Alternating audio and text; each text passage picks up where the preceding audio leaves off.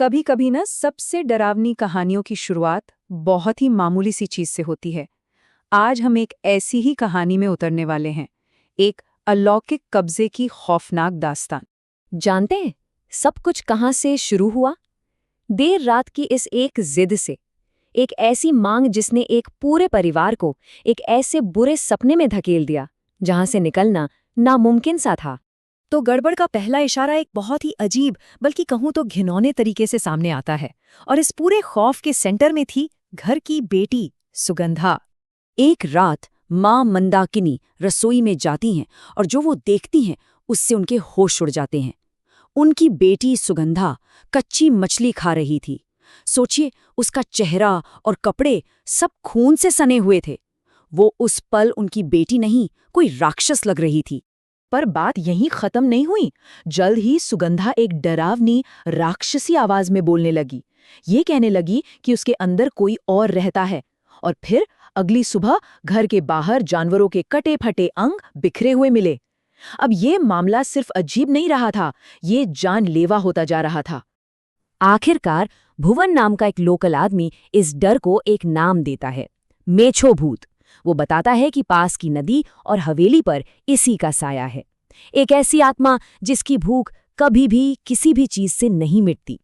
परिवार ने सोचा कि वो बुरी आत्मा सुगंधा के अंदर ही है, तो उन्होंने उसे उसके कमरे में बंद कर दिया ताकि सब सुरक्षित रहें।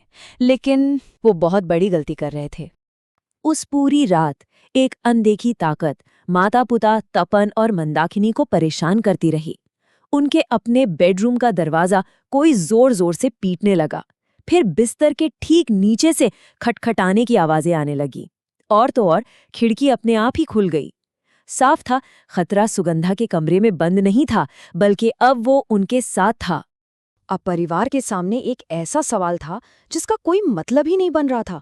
अगर सुगंधा अपने कमरे में बंद है, तो फिर घर में ये सब डरावनी हरकतें कौन कर रहा है? इसी सवाल का जवाब ढूंढने के लिए भुवन एक तांत्रिक को लेकर आता है। अब शायद वही बता सकता था कि इस घर में जो बुराई है उसका असली सच क्या है। तांत्रिक ने छोटा सा अनुष्ठान किया, और यही वो पल था जो कहानी का सबसे बड़ा राज खोलने वाला था। और यहीं पर सच सामने आता है। देखिए, उस पवित्र कील का सुगंधा पर तो कोई असर नहीं हुआ, वो तो बेहोश पड़ी थी। लेकिन जैसे ही तांत्रिक ने वो कील इंद्राणी के ऊपर घुमाई, उसकी आंखें एकदम लाल हो गईं और वो चीखने लगी। मेछो भूत सुगंधा में था ही नहीं, उसने तो अपनी जगह बदल ली थी। वो अब उसकी छोटी बहन इंद्राणी के शरीर में था। तांत्रिक ने सब कुछ साफ कर दिया। आत्मा ने शरीर बदल लिया था। दरवाजे पर दस्तक देना, जानवरों को कच्चा खा जाना, ये सब सुगंधा नहीं कर रही थी। ये सब भूत के कब्जे में आई हुई इंद्राणी कर रही थी। तांत्रिक ने एक बहुत ही गंभीर चेतावनी दी। ये आत्मा बहुत शक्तिशाली है, और अगर 24 घंटे के अंदर इसे बाहर नहीं निकाला गया तो ये पहले इंद्राणी को मार डालेगी और फिर पूरे परिवार को खत्म कर देगी।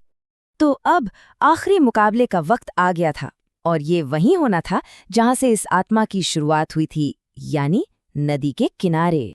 तांत्रिक ने उस मेछो भूत को हमेशा के लिए खत्म करने का एक पक्का प्लान बनाया।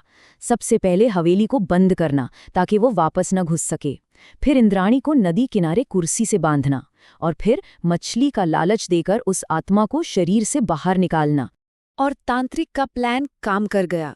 अपनी भूख की वजह से वो आत्मा इंद्राणी का शरीर छोड़कर मछली खाने के लिए बाहर आ गई, और पहली बार वो सबके सामने थी, और बहुत कमजोर भी।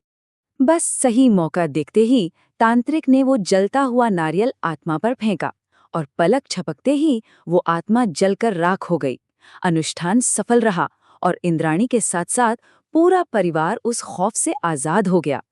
तो आगे क्या हुआ? परिवार उस आतंक से बच तो गया, लेकिन उन्होंने वो हवेली बेच दी और हमेशा के लिए उस जगह को छोड़ दिया। वो हवेली एक बार फिर खाली हो गई, अपने अंधेरे राजों के साथ। हवेली आज भी खाली है और परिवार सुरक्षित है। लेकिन एक सवाल आज भी उठता है, क्या वो मेछो भूत वाकई हमेशा के लिए खत्म हो गया, या वो बस सही वक्त का इंतजार कर रहा है?